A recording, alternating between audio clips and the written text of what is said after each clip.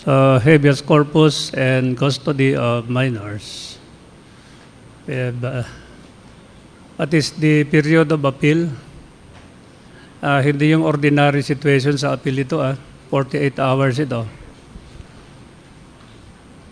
It has to be a very short period because the liberty of a person is at stake. That is the reason for the very short period of appeal. Speedy ito. It precedes all other cases. Look at how it was disposed of by that judge. Yung aming case no araw. Ano na sabi namin? Appearing as counsel. That's all. Di ba? That's all. So, if you were supposed to be paid, you were not even entitled to be paid. Di ba? Sabi ng kliyente mo, attorney, wala ka naman sinabi kundi appearing as counsel lang Ang abogado namin, yung judge. That is how fast a petition for habeas corpus could be disposed of. But of course, you have to look into the provisions of the Constitution. Diba? What is that? What are the grounds for suspension, invasion, or rebellion when the public safety requires it?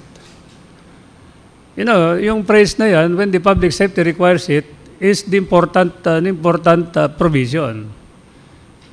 Because there may be invasion, there may be rebellion. If the public safety does not require it, then the writ will not be issued, will not be suspended. Will not be suspended.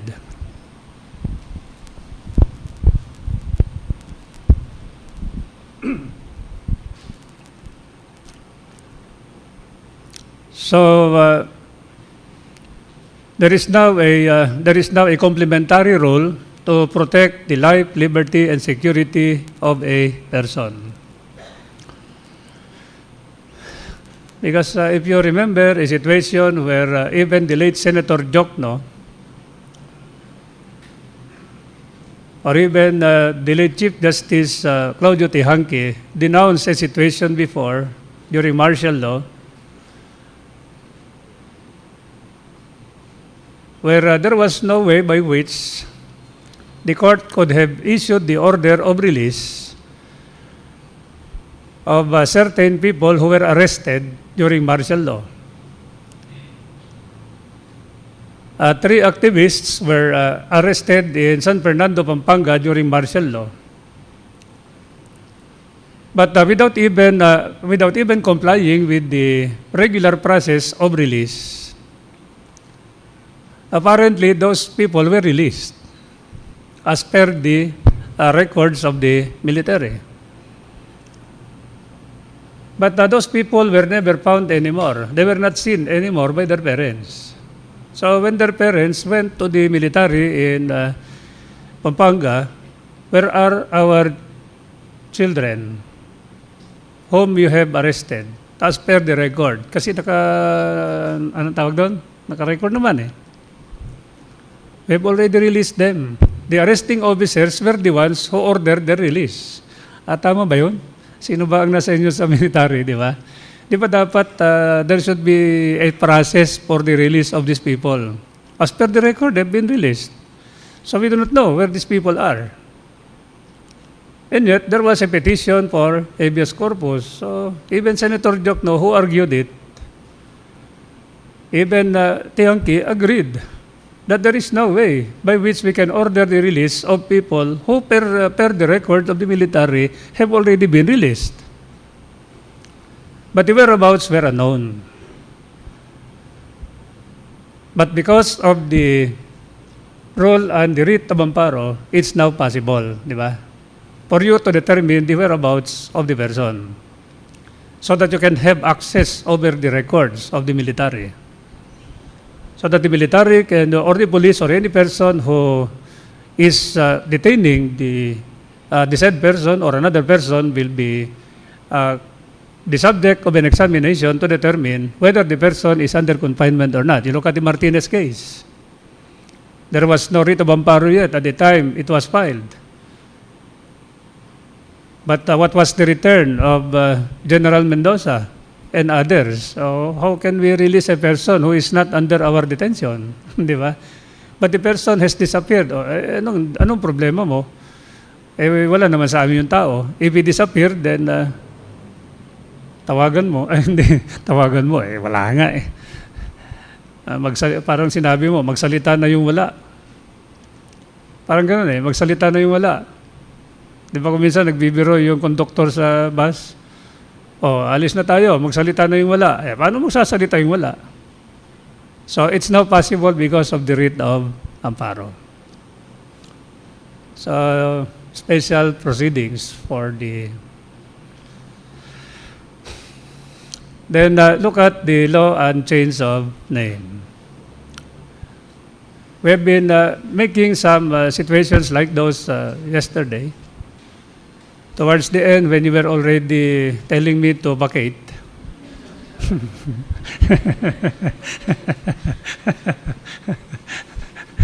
mahirap talaga mag-review, ano? Mahirap talaga mag-review. Mahirap talaga maging abogado. That's why I always, when I was still the dean, I always met the first year, di ba? Sabi ko, now that you still have the time, you should start mastering, memorizing as much as you can, and understanding as much as you can. You can memorize even the number of the law, try to do it. But memorizing it for life, sabi ko, memorizing it for life, and understanding it for life. Then even if you are already dying, suppose the doctor, nasama si Doc, sabi ni Doc, he has only 1 minute to live. So kakalabitin ka ngayon, sabi ko, 1 minute ka na lang daw, accepted, sabi mo. What is Article 2 of the Civil Code? Yeah. Di ba? Sabi, pag kinalabit ka, bago ka mamatay, what is Article 2? Laws shall take effect after 15 days, etc. So then die. Sabi ko sa kanila. That is an investment that you should have from the first day of your classes up to the, sabi ko. Kasi yan ang preparation eh. Tawa yung mga lokong first year ng araw. Eh. Di ba tama yun? Hindi, it's not only good for the recitation or the examination. It should be good up to that. Di ba? Malay mo, pagdating mo dun sa pag-reciting ka ni San Pedro, sabi ko, first question of San Pedro for you to enter purgatory is, what is Article 2 of the Civil Code? Ay kung hindi ka pupunta doon. So, that is it. Diba? So, petition for change of name. Can you change your name? No. Not as a matter of right, but as a matter of discretion on the part of the court. Sound judicial discretion. Because if you change your name every now and then what will happen to the security of the state? What will happen to your identity? Yung identity kasi and security of the state. That's why the state takes interest in the use of the name of a person. That's why if you file a petition for change of name, expect the OSG to take you to the Supreme Court up to the last second. Lalabanan ka up to the Supreme Court. Normally, if you try to look into cases and change of name, how many percent, di ba? What is the percentage of winning in change of name? Di ba very minimal? Very minimal. Kung merong 10 cases, mabuti kung makaisa ka. I do not even see a 10% winning if you are going to file a petition for change of name, because that is a matter of discretion on the part of the court. But then the problem is the law has become more liberal. In view of the provisions of Republic Act number 9048, that if your name is, if you've been using that name traditionally, diba? I was mentioning to you yesterday that you were born and registered record of birth Pedro. But remember that your unofficial name, the baptized name, is one. So that from the first day that you wrote your name, it's not Pedro, but it is one. So ganon, di ba? So up to the time you went to the law school, now that you are taking the bar, di ba kailangan mo yung, di ba, record of birth? Kailangan ba yun? Kailangan, di ba? O nakita mo, Pedro. Yun pala, Juan ang pangalan mo sa records mo from day one up to the last day of your law school. Then you find out later on that the recorded name is Pedro, but your name is Juan as per your school records. And it may be easy for you now to go to the local civil registrar and utilize that ground for change of name.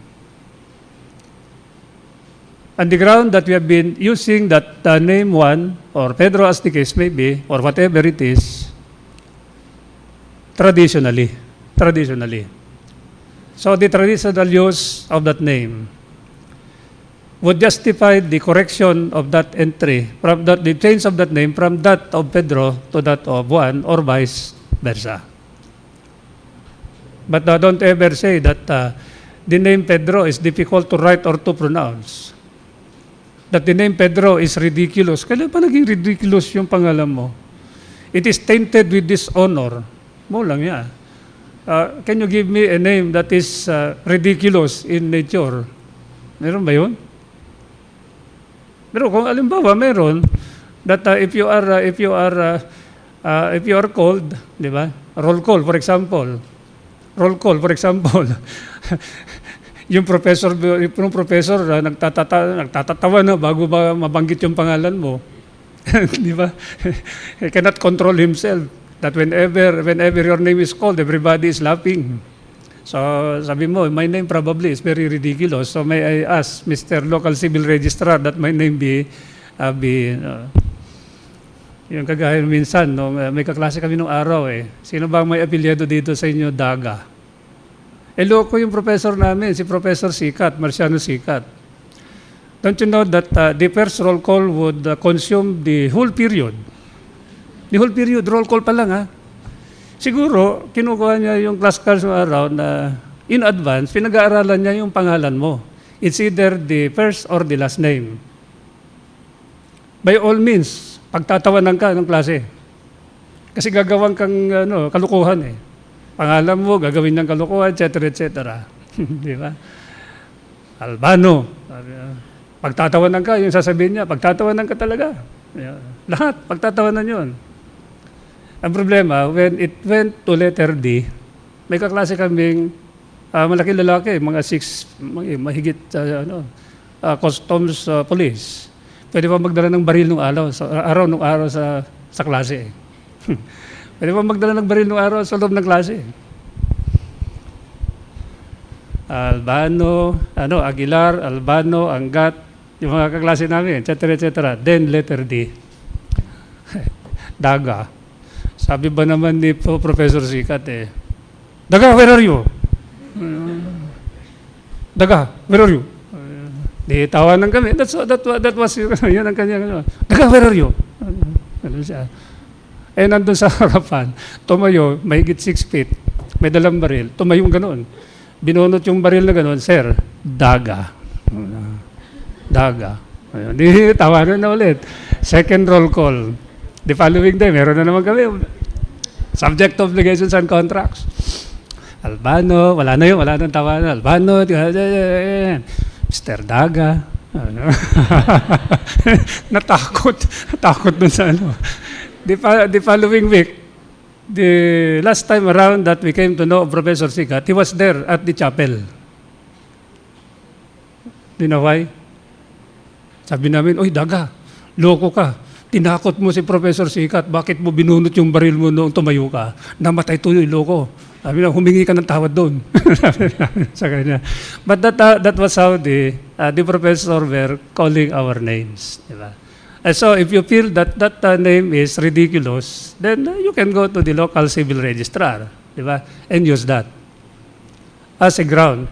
And because of this, because of the grounds provided for by Republic Act number 1948, we still maintain that to change one's name, even if it is just an administrative proceeding, is not a matter of right. That is still a matter of discretion. That is still a matter of discretion. Why? Don't tell me that if your recorded name is Pedro, you want to change the name Pedro to Juan because your reason is the name is difficult to write or to pronounce. Do you think the local civil registrar will grant that administrative petition for you to change that name from Pedro to Juan because Pedro or Juan is very difficult to write or to pronounce? So there are still conditions that are provided for by law in order that you can change your name. Because if the local civil registrar thinks that that justification is not applicable to you, then the local civil registrar will not allow that change of name. It will be denied. But that is subject to Rule 65. That is subject to Rule 65. You can question the discretion of the local civil registrar in denying that administrative petition for the change of your name. But only the first name, wag yung middle name, wag yung last name. Because 1948 does not allow the correction, summary correction, administrative and summary correction of the entry with respect to your surname, to your birth, to your status, to your citizenship, as the case may be. Because if ever you're going to do that, you go through that process of an adversarial proceeding,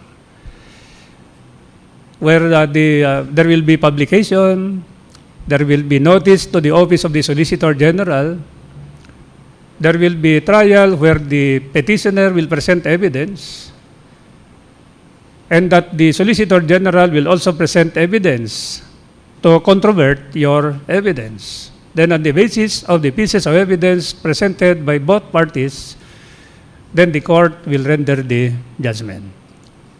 The court will render the judgment. Whether to grant or to deny is a matter of discretion. So petition for change of name. But how many times can you avail of that change of name under 1948? Only once under the law. You can avail of it only once under the law. Don't you know that that was one question that was asked in 2006? How many times can you avail of it? It can only be availed of once under the law. And that was the only answer to a question that was given with 10-point credit. 10 points ang credit nun eh. Yung answer, yung question na yan.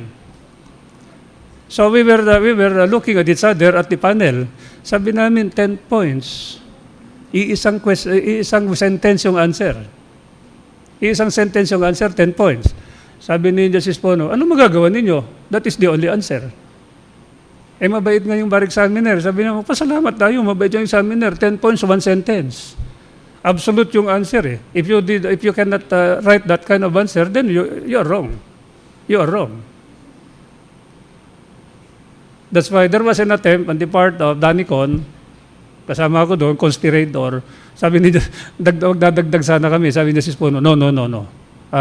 There is only one sentence. There is only one sentence. The answer is only one sentence. There was an attempt to include, no. Sabi na, that is not asked.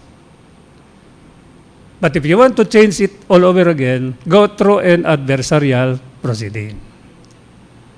Because you cannot change it on the basis of the law for the second time. You change it from Pedro to Juan under that law, okay.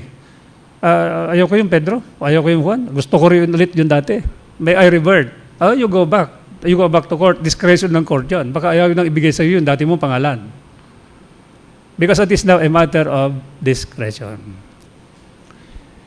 If, for example, a woman is married, woman married, this man, woman married, they have a legitimate child.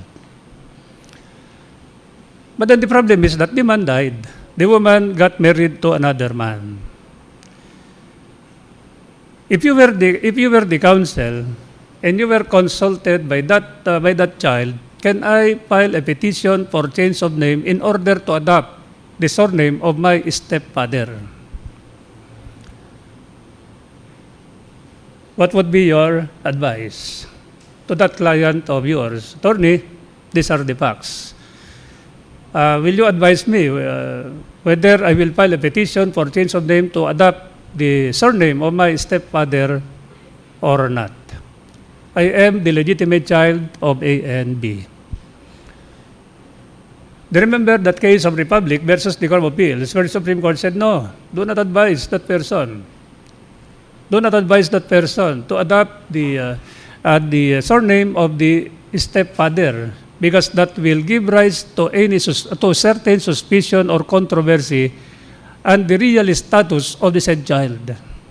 Because there might be suspicion by the community that the child was really sired by the said stepfather. That is even the suspicion. So it will create certain confusions. But if you really want to adopt if the father really wants that the stepchild will carry his surname, then it's very easy. You adopt the said child, so that the said child will carry your surname the moment you have already adopted the said child. But for that child to file a petition for change of that surname in order to adopt the surname of the stepfather, if the child is legitimate, as distinguished from the case of Calderon, versus the Court of Appeals, the Supreme Court said it's different if it is illegitimate. For example, here is an illegitimate child. A woman had an amorous relationship with a man without the benefit of marriage. They lived together as husband and wife. A child was born illegitimate. But this woman did not get married to the boyfriend. Then this man got married to the woman. Then the Supreme Court said that, yes, it's possible, unlike a legitimate child. If it is an illegitimate child, what is the reason behind that rule in the case of Calderon? The Supreme Court said, in order to elevate the status of the child to the status of legitimacy, to remove that status of legitimacy, to elevate him to the status of legitimacy, then the court may grant the petition. I said may grant the petition because it's a matter still of discretion. In order to remove that status or to improve the status to the status of legitimacy on the part of the child, not if it is a case of a legitimate child. Can you file a petition? Will it be proper also to expect the court to grant the petition for change of name? Because you were born Pedro, recorded as Pedro, but the problem is that you were baptized as Juan, on the basis of which you may file a petition for change of name from that of Pedro to that of Juan, because you were baptized. Remember that the name under which you were baptized is not your official. It is not your authorized name. It is your unofficial name. The name that you should carry is the name that is recorded in the local civil registrar. So that if you're going to file that petition for change of name to adopt, to use that baptized name, which is the unauthorized name that you are using, then again, here comes the discretion on the part of the court. Here comes a discretion on the part of the court to grant or not to grant that petition for change of name. So petition for change of name, as provided for by the rules together with the provisions of Republic Act Number 9048. These things can be asked either in the second or in the last Sunday, civil or procedural law. Kasi kung magpo-procedure siya, yun sa areas na yun. But then, they have both the complexions of procedural and substantive law. So, change of name. It's a matter of discretion, not a matter of right. Then, what about those things that can be corrected? Yung petition for correction of entries, di ba? Correction of entries. as we have been saying, in Republic Act Number 1948, only those inocos, ano ba, mga spelling lamang na medyo, wag naman yung material correction, di ba? Material corrections. Because otherwise, if it is a very material one, then you have to go to court by way of an adversarial proceeding, as they have laid down in the case of Republic versus Valencia. In the case of Republic versus Valencia.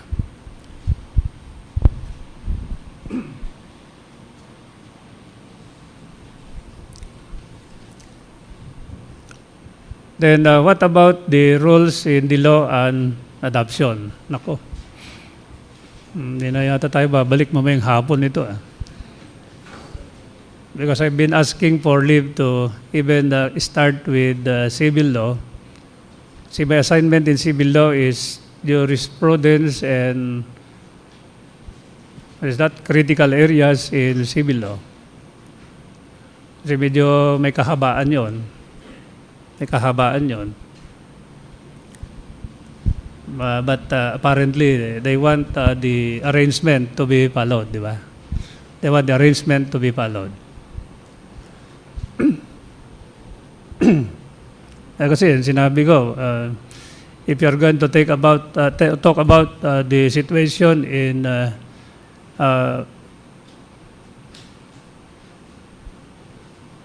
hospitalization of insane, I doubt, di ba? I doubt. Hindi mo kailangan yun.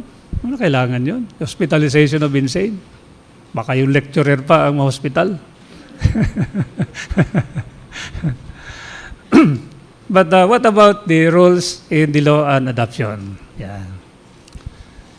It's either in civil law or in remedial law that you get confronted with the law and adoption. Kung minsan, dinodoble nila yon.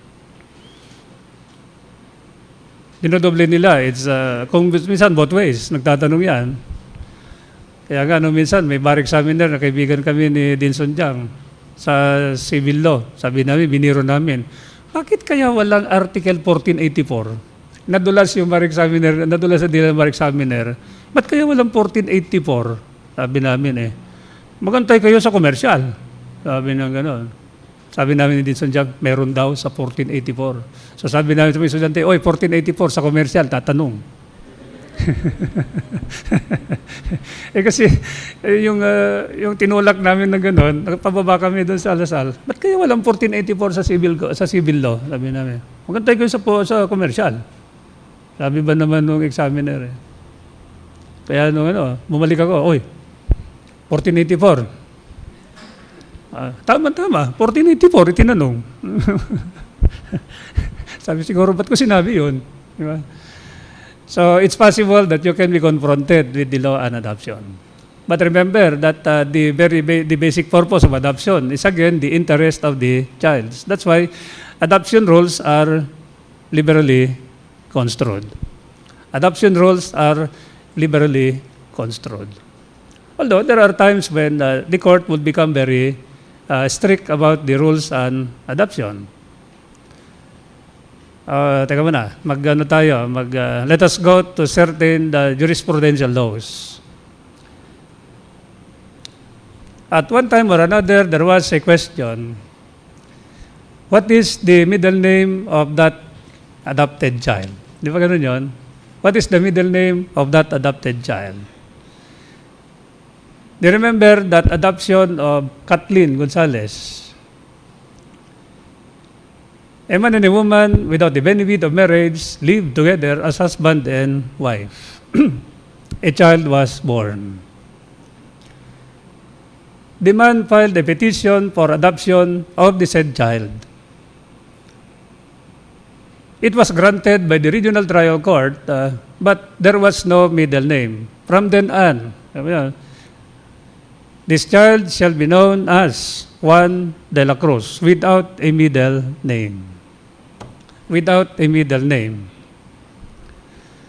So, the petitioner said, thank you, Your Honor, for the judgment, but may I ask, what is the middle name of the adopted child? What was the answer of the RTC to dramatize it, to over-dramatize it? Sabi ng RTC, I do not know because there is no law on middle name. Di ba? Actually, that was the essence of the order of the court. Sabi ng OSG, correct, there is no law on middle name. Ako rin, di ko rin alam. Sabi ng OSG, di ko rin alam because I do not know. Because there is no law on middle name. Why? Is there such thing as a law on middle name? Is there a law on middle name? None. You look at the civil code. You look at the family code. Look at any law. Is there a law that provides for a middle name of a person, whether legitimate or illegitimate? Lalo na kung illegitimate, wala talagang middle name. But then, here comes the problem. That was brought to the Supreme Court. What is the middle name of the adopted child, Your Honor? Sabi ng Supreme Court, there is no law on middle name. Yun, tama yung court. There is no law on middle name. Tama yung Office of the Solicitor General. There is no law on middle name. But why is it that a person carries a middle name when there is no law? Is that allowed by law that you carry a middle name? Why do you carry a middle name? Is it because there is a law? No. It's because of the customs and the traditions of the Filipinos. That Filipinos carry middle name. A custom that is allowed, a custom that does not prohibit it. Di ba, if ever there is no law, there is no positive law that can be resorted to in order to render a judgment or decide a particular case. Is it not that the customs and the traditions of the place shall be resorted to? If you try to recall the provisions of Articles 9, 10, 11, and 12 of the Civil Code. If there is no law that provides, no positive law that provides, or if there is no positive law that covers a particular set of facts, then the customs and the traditions of the Filipinos of the place shall be considered for the purpose of the rendition of the judgment. That is why the Supreme Court said that it is a custom that is allowed by law. It is a custom that is not prohibited by law. And because of that, a person carries a middle name. And what should be the middle name of the adopted child? Of course, the Supreme Court said, following the customs of the Filipinos, that if ever there is a child or a person who carries a middle name, it's the surname of the biological mother. It's the surname of the biological mother. So if ever that child is adopted, then this child will carry the surname of the biological mother as the middle name. And why? And why do you have to carry that middle name? That surname of your mother as your middle name if ever you are going to be adopted. The Supreme Court said, let us not cut the umbilical cord between the mother and the child totally. Let us not totally separate the child from the mother in order that it will not be difficult for the child to prove filiation with respect to the mother just in case the issue of succession will arise in relation to the mother. Because even if the child is adopted, that child remains an intestate heir of the said mother. So that if the issue of succession will arise at a future time, and this child will still carry the surname of the mother as the biological mother as the middle name, then it will not be very difficult. It will be easy for him or her to prove that he or she is the child of the decedent for purposes of succession. For purposes of succession. So by virtue of the customs and the traditions, but then suppose the question arises. Here is a petition for adoption. Who even gave the consent to the adoption of the said child? Who took care of the child? The parents, for example. Who took care of the child? No parents. The guardian. Who took care of the child? No guardian, no parents. You found here is the basurero. Pero umiiyak na bata, lusog na bata. Nakita ng basurero. So, the basurero has no capability of taking care of the child. So, what did the basurero do? Then that fellow brought the child to the DSWD. So the parents are unknown. Then the child is now the subject of adoption granted. What is the middle name of the child? Don't you know that that was a question that was raised in a lecture before the Regional Trial Court Judges of Metro Manila when I was lecturing about civil law to them before, about 3 years ago yata. But one of the judges stood up and asked the question, suppose the child is a foundling, then there is a petition for the adoption of the foundling. What surname will I put as a judge? So we'll decide the adoption proceedings. Sabi ko, Your Honor, no middle name. Because you do not even know who the mother is. That's why the child is a foundling. Sabi ko, di ba, foundling, you do not know the identity of the parents. Tama ba yun? Foundling? Foundling nga eh. Kita mo dun sa ano. At any rate, Your Honor, I said, there is no law on middle name. You are not even mandated to put a middle name. A person is not even mandated to carry a middle name because there is no law on middle name. But apparently, the judge was very insistent na lagyan daw ng middle name of the child. Sabi niya, can I not put the middle name of the child, the middle name of the adopter? Tama ba yun? Tama ba yun? You adopted a child, but your middle name is the middle name of the adopted child. So people who do not know that the child is an adopted child would think that this person is your brother or sister as the case may be. Tama? Magkapareho kayo ng middle name eh.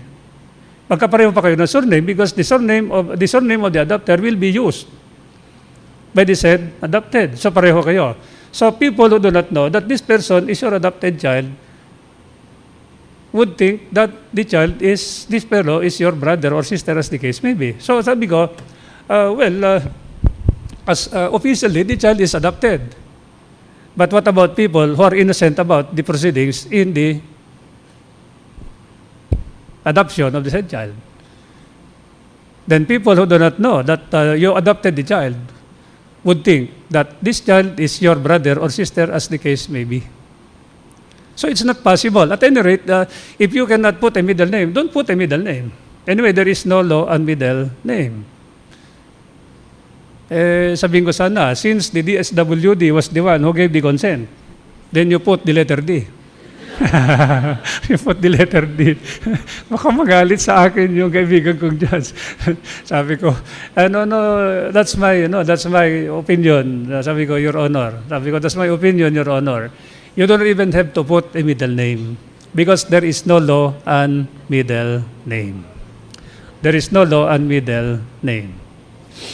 So, adoption, di ba? Adoption. Can you adopt?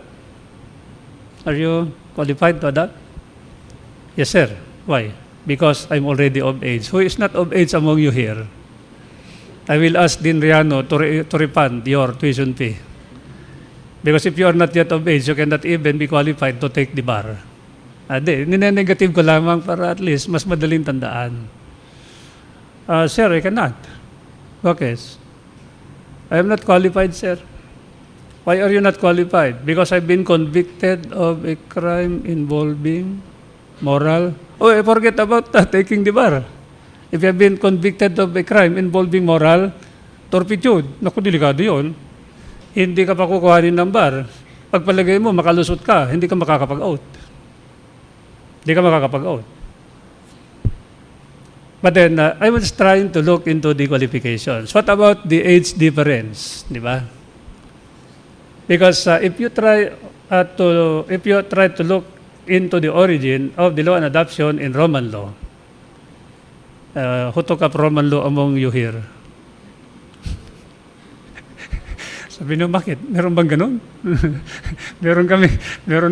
meron professor nung araw.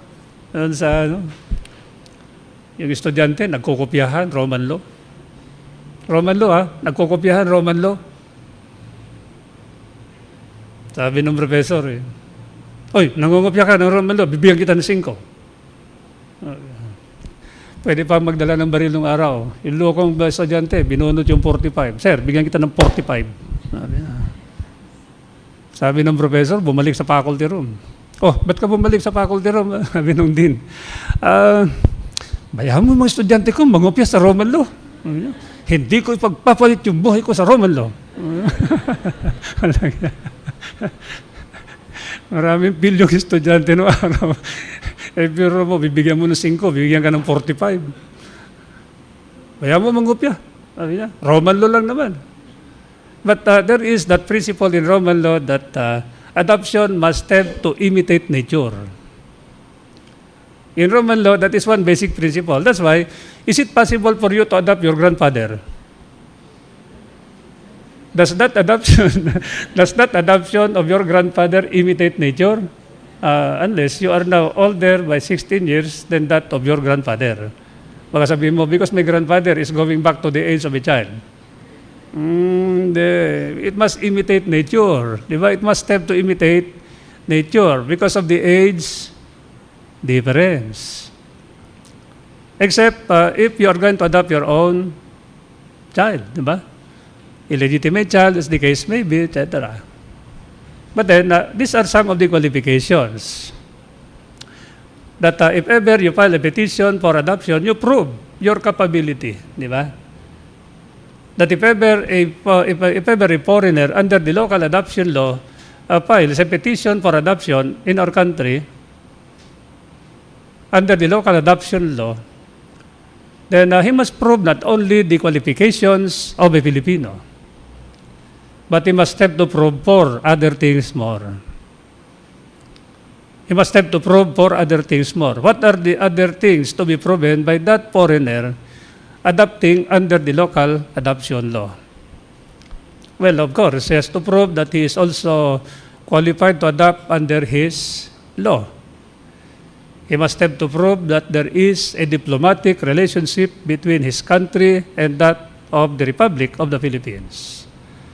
He must have to prove that the laws of his country allow the entry of the adoptee or the adopted child in his country. And number 4, the 3-year residence requirement. The 3-year residence requirement. Prior to the filing of the petition and up to the entry of the decree of adoption. So these are the 4 things to be proven by that foreigner who seeks to adopt under the local adoption law. But then comes the problem where the 3-year residence requirement is at issue. The 3-year residence requirement is at issue. Well, of course, if you are a former citizen of the Philippines, you're a former citizen of the Philippines, and you would like to adopt a relative of yours by consanguinity or affinity within the 4th civil degree, then you do not need to comply with that requirement. If you are going to adopt the legitimate child of your own spouse, or if you are going to jointly adopt with a Filipino, then you do not need, if you are a foreigner, you do not need to comply with the 3-year residence requirement. Exempted ka doon sa 3-year residence requirement. Para bang yung requirement of 10-year residence citizenship, di ba, nare-reduce pagka there are times when it is going to be reduced. But then the problem is, suppose you are married to a foreigner, and then you would like to jointly adopt. You would like to jointly adopt a relative of yours by consanguinity or affinity within the 4th civil degree. That foreigner does not need to comply with the 3-year residence requirement. But the issue of joint adoption is always the subject of controversy. It has been the subject of a controversy in two distinct situations. One of them is the case of the adoption of Michelle and Michael Lim, where there was a couple without any child, no children at all, but they wanted to have children. one morning, the cell phones were ringing. The calls were coming from a friend doctor. Is it not that you would like to have children? Yes. There are 2 kids who are unwanted by their parents. They are here at the hospital. You come and pick them up. They picked up the 2 children. The 2 children grew up with them. But then came the time when the husband died. The husband died, then the woman got married to a foreigner. The woman got married to a foreigner. In fact, the foreigner has already filed a petition for divorce in the United States.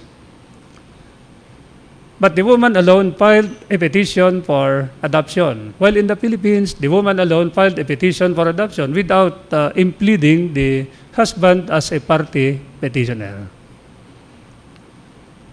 If you were the judge, would you grant the petition for adoption? That is why that was brought to the Supreme Court in the case of Lim versus the Republic. For the reason that it was not granted. And why is it that it cannot be granted? Because if you are husband and wife, what is the language of the provisions of the law? The language of the provisions of the first paragraph of Article 185 is must. The husband and wife must jointly adopt. But by virtue of the amendment to the provisions of that law by 8552, the word must has been changed into shall. Pero, di ba kung minsan must and shall are, di ba, are mandatory. But sometimes shall is used in its, di ba, liberal sense. Sometimes it is not mandatory. Sometimes it is only directory. Do you remember the directory shall? Yung provision of the Constitution that the court should decide within a certain period of time. And sabi Supreme Court, no, that is not a mandatory requirement. That is just a mere directory requirement. That is just a mere directory requirement. Yung kaso ng Marcelino versus Cruz sa political law, that is not a mandatory requirement. That is just a mere directory requirement. So sometimes it is mandatory, sometimes it is not mandatory, sometimes it is directory. But the court has said it's a mandatory requirement. The husband and wife must then shall jointly adopt. On the basis of that, it was denied. So the woman brought the case to the Supreme Court. Your Honor, please, there is no need to have a joint adoption. First, my husband has already filed a petition for divorce against me. Where is there the need for me to implead my husband as a party petitioner, considering that my husband has already filed a petition for adoption? The Supreme Court asked the question, has the petition for divorce been granted in the United States? Not yet, Your Honor. Oh, you're still married. You're still married, even if the petition for divorce has already been decided, kung hindi pa final. But it was still a pending petition for divorce. And for that matter, you are still married. And there is still a requirement for you to file a joint petition for adoption, considering that the law is mandatory in nature. Second, sabi niya, there is no need for me to jointly file the petition for adoption with my husband, Your Honor, because my husband gave his consent to the adoption of the child. In fact, he executed a document, an affidavit of consent to the adoption. So, is there a need for me now to implead my husband as a party petitioner who is a foreigner? Because of that principle in the case of Republic versus Toledano, yung other part of Republic versus Toledano, that in that case of Lim, the Supreme Court said, still you have to have a joint adoption with your spouse, even if your spouse executed a document or an affidavit of consent attached to the petition for adoption, giving consent to the adoption that you have filed. You need to implead your spouse. as required by the provisions of the law. But what is there, where is the need if he gave his consent? But remember that if it is a foreigner adopting with you, it is not enough that this person possesses the qualifications of a Filipino, assuming that he possesses the qualifications of a Filipino. Is it enough that he possesses the qualifications of a Filipino?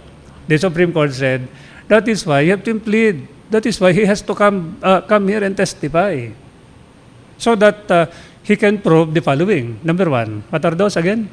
That the country of that person has an existing diplomatic relationship with that of the Republic of the Philippines.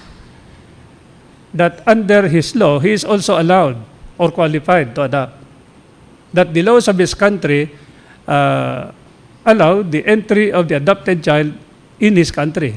And number four, the 3-year residence requirement. How can he prove if he is not impleaded? How can he prove if he will not testify in court? That assuming that he has the qualifications, admitted that he has all the qualifications of a Filipino under the law.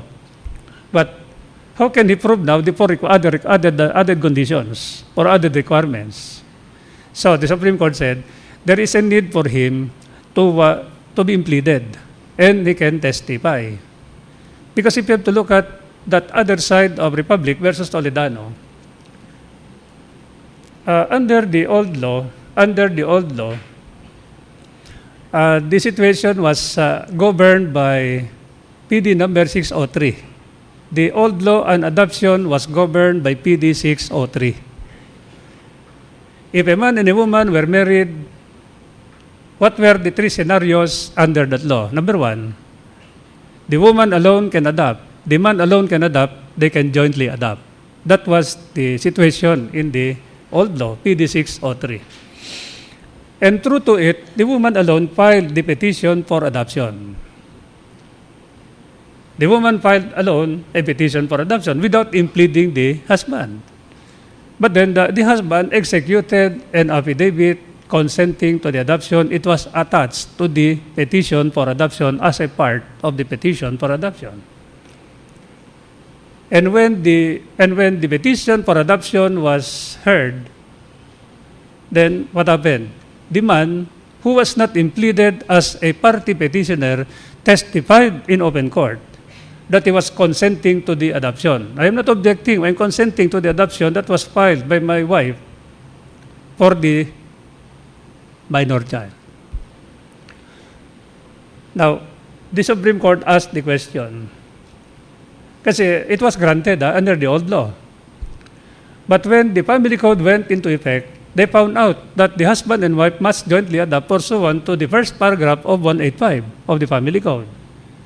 They moved further and read and came across the provisions of Article 256. And what is Article 256 of the family code? The family code is retroactive.